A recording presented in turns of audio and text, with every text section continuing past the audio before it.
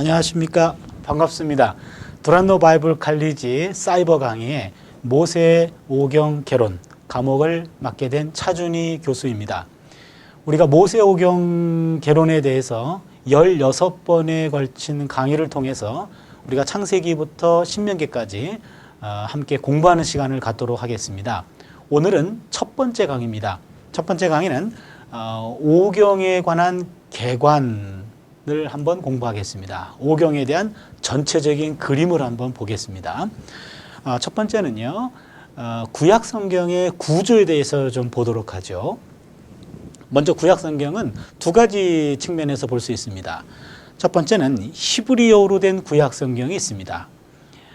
히브리어로 된 구약 성경은 보통 3구분되어 있습니다. 히브리 말로 토라, 그리고 느비임, 그리고 케투빔, 이런 식으로 셋으로 나눠져 있죠. 토라라는 것은 율법서를 말하고요. 그리고 느비임이라는 것은 역사서를 말하고, 그리고 케투빔이라는 것은 성문서를 말하고 있습니다. 그래서 토라, 느비임, 케투빔, 이 히브리어 토라, 느비임, 케투빔의 첫 자를 따가지고 TNK, 여기에 모음을 넣어서 타나크. 그 유대인들은 구약 성경을 가르쳐 타나크 이렇게 부릅니다. 우리 기독교인들은 구약 성경이라고 부르지만 유대인들은 타나크 이렇게 부르죠. 그러면 타나크에서 율법서라는 것은 우리가 잘 알고 있듯이 창세기, 출애굽기, 레위기, 민수기, 신명기, 이 5권을 토라, 느빔이라고 얘기하고요. 그리고 토라, 율법서라고 얘기하고, 그 다음에는 느빔, 예언서는 크게 둘로 나누죠. 전기 예언서와 후기 예언서로 나눕니다. 전기 예언서는 여호수아, 사사기, 사무엘상하, 열왕기상하까지, 역대기 상하까지입니다. 여호수아, 사사기, 사무엘상하, 사무엘상하, 열왕기상하까지 요 나와 있는 우리 성경으로 따진다면은 여호수아, 사사기, 사무엘상하, 열왕기상하 6권이 되겠죠. 그리고 후기 예언서는 또 둘로 나눕니다. 후기 예언서는 대예언서하고 소예언서로 나눕니다. 후기 예언서의 대예언서는 이사야, 그리고 예레미야, 에스겔 3명의 대선지서가 있고, 그리고 소예언서는 12권, 호세아부터 말라기까지죠. 12권. 그렇게 되어 있고, 나머지 책들은 다 케투빔, 성문서로 분류가 됩니다. 그렇다면은 이거는 히브리어로 된 구약 성경의 분류를 얘기하고, 개신교 구약 성경은 4수로 나눠져 있습니다. 우리가 잘 알고 있듯이 첫 번째는 율법서죠. 그리고 두 번째는 역사서죠. 그리고 세 번째가 시가서로 분류되고, 네 번째가 예언서, 이렇게 구분됩니다. 그래서 율법서는 창세기, 출애굽기, 레위기, 민수기, 신명기 5권이지요. 그리고 역사서는 여호수아, 사사기, 룻기가 들어가죠.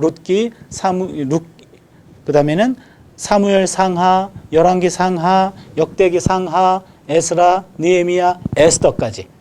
여기에 토탈 한 9권에 해당하는 것이 이것이 역사서가 되고요. 그리고 시가서는 욥기, 시편, 잠언, 전도서, 아가서, 요 5가지를 이제 시가서, 혹은 이 안에는 또 지혜서까지 들어가 있기 때문에 시가서 혹은 지혜서, 이렇게도 분류하기도 합니다.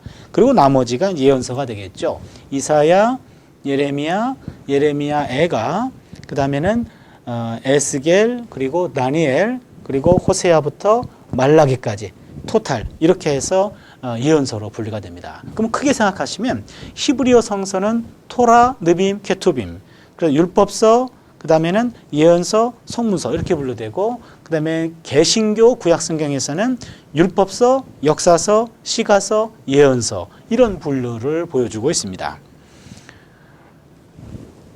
그 다음에는요, 그러면은 이 구약 성경의 구조를 보면은 먼저 율법서하고 역사서라고 하는 하나의 덩어리로 여러분 묶어보시고, 이쪽은 예언서 또 하나의 덩어리로 보십시오. 그러면은 율법서와 역사서는 하나님의 행동을 보여줍니다. 이스라엘 백성들을 위한 하나님의 행동, 그래서 God's acts, 하나님의 행동들입니다. 이 행동들은 구원 행동이라고 말할 수 있고요. 또 한쪽은 예언자의 말씀은 이스라엘 백성을 향한 하나님의 말씀입니다. God's words. 그래서 하나님의 acts와 하나님의 words, 행동, 말씀. 그래서 위에서부터 아래로 이렇게 향하고 있는 것이 율법서와 그리고 역사서 두 개, 이쪽은 예언서가 보여주는 거고, 이게 비해서 시가서는요, 하나님의 행동과 하나님의 말씀에 대한 인간의 응답을 보여주는 것, 응답입니다. response, human response. 이것이 시가서입니다. 그렇다면 성서라고 하는 것은 하나님께서 보여주시는 위로부터 주어진 하나님의 행동과 하나님의 말씀과 이거에 대한 인간의 응답을 묶어놓은 것이 바로 성경이라고 말할 수 있습니다. 그러기에 성경이라고 하는 것은 하나님의 일방적인 행동과 말씀만 있는 것이 아니라 이것들에 대한 인간들의 응답까지 보여주는 계시와 응답이라고 하는 이런 양쪽이 어우러진 책이 바로 구약 성경, 이것이 성경이라고 말할 수 있습니다. 그럼 두 번째 주제로 넘어갑니다. 첫 번째 주제가 구약 성경의 구조였죠. 두 번째 주제는 오경의 내용을 보도록 하겠습니다. 오경은요, 문학 양식으로 본다면은 법과 내러티브. 좀 쉽게 얘기할까요? 법이라고 하는 것은 규칙이나 규정들을 보여주는 율법과 그리고 나머지는 이야기체들로 구성되어 있습니다. 그래서 법률과 이야기체, 이 두 가지가 함께 모아진 것이 오경이라고 말할 수 있습니다. 이 이야기체의 글은요, 창세기에 보면은 창조부터 시작해가지고 그리고 신명기 맨 마지막 34장이죠. 모세의 죽음까지 이렇게 히브리인들이 겪었던 이야기들을 모아주고 있는 것, 이것이 바로 오경의 내용입니다. 좀 구체적으로 들어갈까요? 창세기 1장부터 11장까지는 창조부터 온 인류가 온 세상에 흩어지기까지, 이것을 우리는 보통 원역사다 이렇게 얘기합니다. 원역사 부분이 맨 앞에 있고, 그리고 12장부터 50장까지는 이걸 보통 족장사라고 얘기하죠. 히브리 백성들의 조상들 누가 있죠? 아브라함, 이삭, 야곱, 요셉이라고 하는 이 네 명의 족장들의 이야기들이 묶여진 것이 바로 창세기 12장부터 50장까지 내용입니다.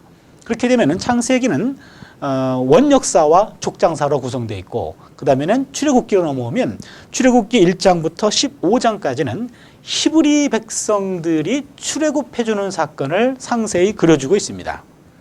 그 다음에 출애굽기 16장부터 18장까지는 이제 출애굽을 하고 난 다음에 홍해를 건너죠. 홍해를 건너고 난 다음에 홍해에서 시내산까지 이르는 그 과정을 보여주는 것이 16장부터 18장까지입니다.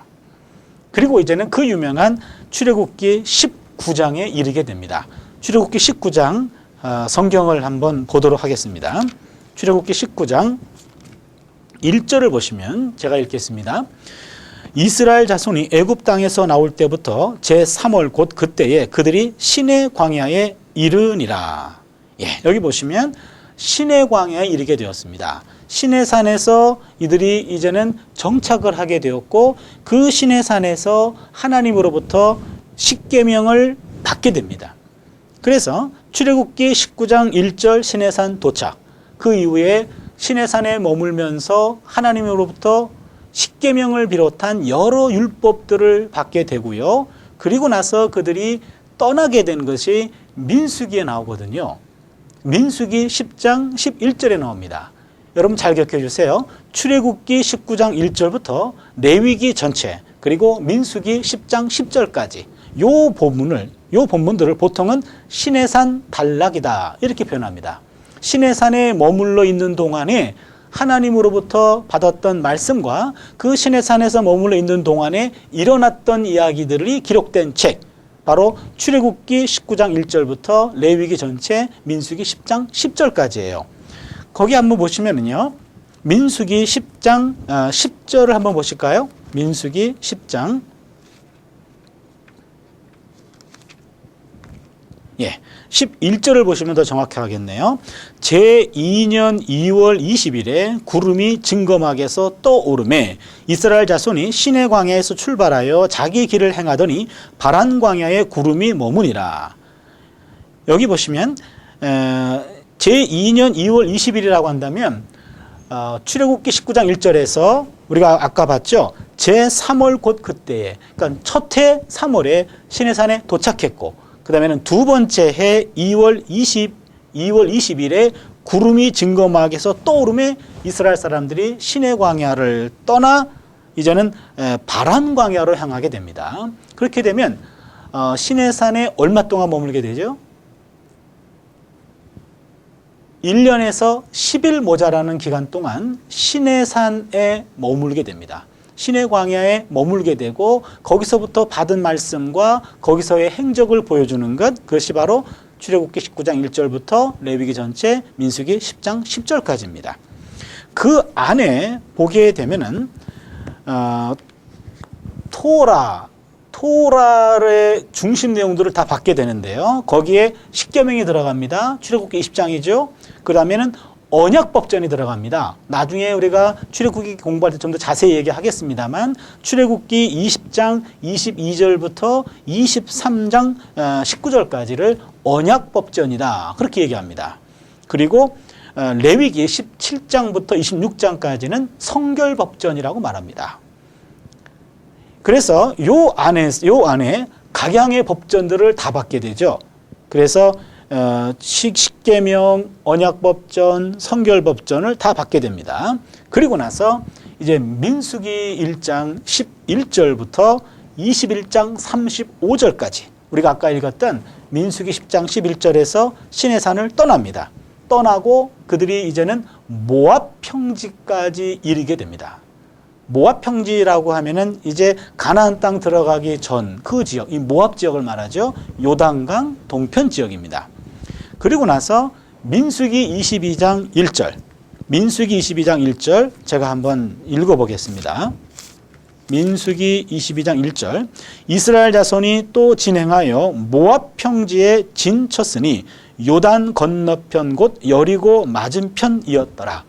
예, 요단강 동편 여기까지 이제 이르게 되었고 거기에서 이제 진을 치게 되었습니다. 그래서 민수기 22장 1절부터 그리고 민수기 끝에까지 36장 13절까지가 모압 평지에서 있었던 이스라엘 사람들의 행적을 보여주고 기록해 준 책, 그것이 바로 민수기 22장 1절 이하입니다. 그리고 나서 남은 책은 신명기죠. 신명기 1장 보시면은요,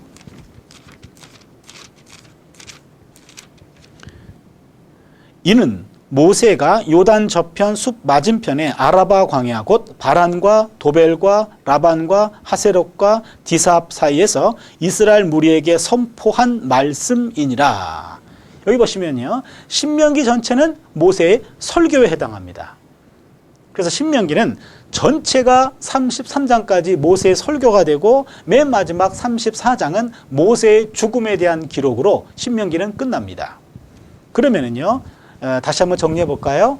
창세기 1장부터 11장까지가 원역사라 그랬죠. 12장부터 50장까지가 족장사라 그랬죠. 그리고 1장부터 출애굽기 1장부터 15장까지가 출애굽 사건을 보여준다 그랬고 16장부터 18장까지가 홍해에서 시내산까지의 여정을 보여주고 있고 출애굽기 19장 1절부터 레위기 전체 민수기 10장 10절까지는 시내산에 머물러 있는 동안에 하나님으로부터 율법을 받고 거기서 그들의 행적을 보여준다 그랬죠.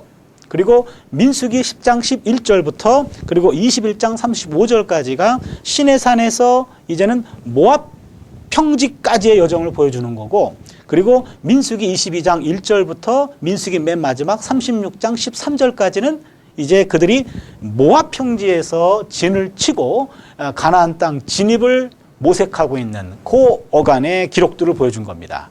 그리고 나서 신명기 1장부터 신명기 33장까지는 이제 모세가 그들을 향해서 가나안 땅을 바라보면서 이스라엘 백성들에게 설교를 행했던 것들을 기록해 준 것, 그리고 맨 마지막 신명기 34장은 모세의 죽음으로 끝을 보고 있습니다. 예, 우리가 첫 번째 구약 성경의 구조에 대해서 공부했고, 두 번째는 전체 우리가 오경의 전체 내용을 좀 간단히 요약을 했습니다. 세 번째 주제는요, 오경의 중요성에 대해서 간단하게 말씀드리겠습니다. 사실 오경은, 모세 오경은 과거에 이스라엘 백성들이 겪었던 삶에 대한 기록입니다. 그런데 이스라엘 백성들은 오경을 읽으면서 그들의 그 위대한 사건 속에 빠져들어가게 되고요. 자연스럽게 그 오경에서 나오는 사건들을 보면서 구경꾼의 입장이 아니라 그 이야기에 동참하는 주인공이 됩니다.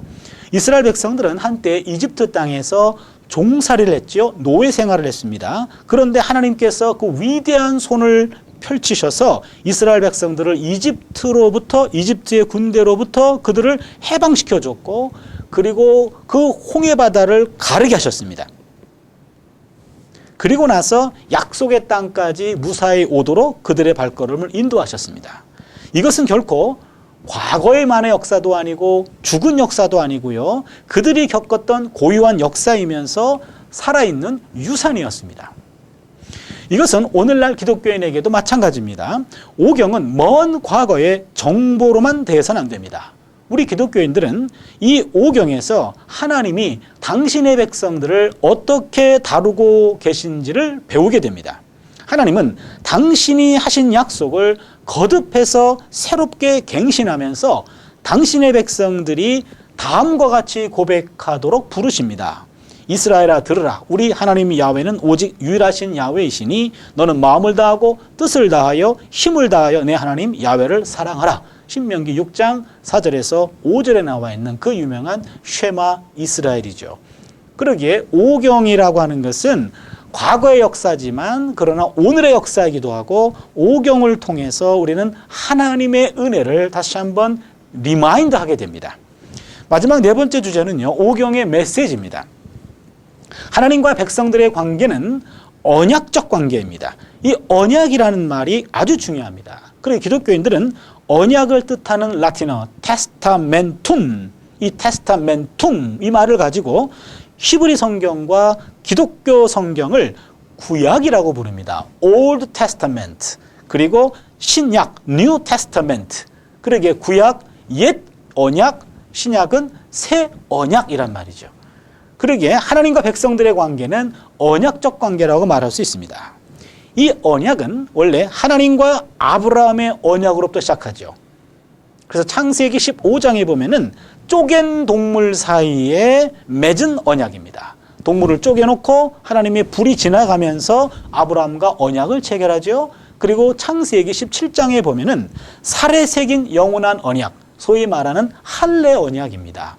아브라함의 몸에 할례를 행함으로 하나님과의 언약을 몸에다가 지니게 되는 거죠. 이렇게 하나님과 아브라함의 언약으로 시작해서 이 언약이 이삭에게도 넘어갑니다. 이 언약이 야곱에게도 넘어갑니다. 그리고 이 언약이 시내산에 이르러 출애굽기 24장에서 하나님이 모든 백성과 언약을 체결하게 됩니다. 그렇게 되면서 이제는 이스라엘은 하나님의 백성이 되고 하나님은 이스라엘의 하나님이 되십니다. 이 약속은 약속의 땅에 들어가기 직전 모압 평지에서 모세의 설교를 통해서 신명기죠. 다시 한번 다듬어집니다. 그렇다면 오경 전체는 언약 체결의 책이라고 말할 수 있습니다. 이 언약이 예레미야 때 와가지고는요, 예레미야는 하나님과 자신이 맺으신 언약, 앞으로 또 언약을 맺으실 텐데 그것을 새 언약이라고 말합니다. 기독교인들은 이 새 언약은 예수님께서 성만찬을 제정하실 때 성취되었다고 고백합니다. 이것이 기독교와 유대교가 갈라지는 아주 중요한 포인트입니다. 그러기에 기독교에서는 예레미야 31장 31절로 34절에서 말하는 새 언약은 예수를 통해서 성취된 것으로 우리는 믿습니다. 그렇게 고백합니다. 그것이 신약 성경에 나와 있기 때문입니다. 그리고 언약의 조항 가운데 하나님은 아브라함에게 그 자손들에게 땅을 주겠다고 말씀하십니다. 그 땅에서 하나님의 백성으로 살게 될 것이라고 약속해 주셨습니다. 그 땅은 거룩한 땅입니다. 왜냐하면 거룩하신 하나님이 그곳에서 당신의 백성과 함께 거하시기 때문입니다. 땅이 없으면 이스라엘 백성은 하나님의 백성이 될 수가 없습니다. 기독교인들에게도 이러한 가르침은 중요합니다. 기독교인들도 하나님이 자신들과 영원히 함께 계시면서 자기들의 하나님이 되시는 곳인 새하늘과 새 땅, 새 예루살렘에 대한 약속을 지금도 바라보고 있기 때문입니다. 이 언약은 하나님이 거룩하시듯 하나님 백성도 거룩해야 한다고 가르칩니다. 그러기에 하나님의 백성은 하나님을 예배하고 그다음에 하나님을 섬기도록 헌신해야 하는 것을 말합니다.